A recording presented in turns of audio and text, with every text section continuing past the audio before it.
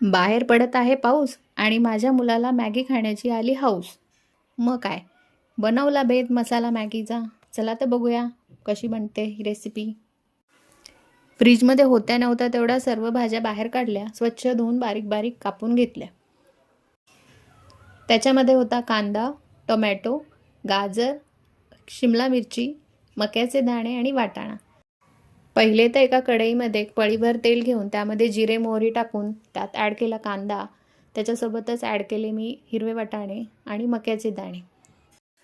त्यासोबतच त्याच्यामध्ये ॲड केलं गाजर, बारीक कट केलेली शिमला मिरची आणि बारीक कापून घेतलेला टोमॅटो.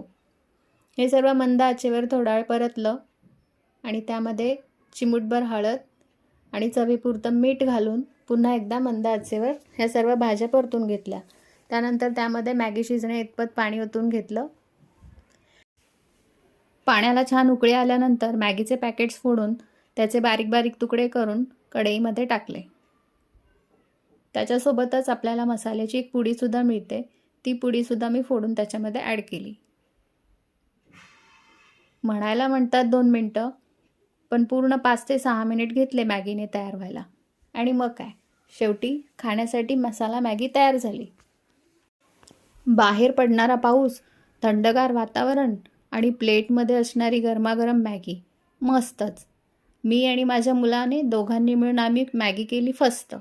कशी वाटली तुम्हाला? मला कमेंट करून नक्की सांगा.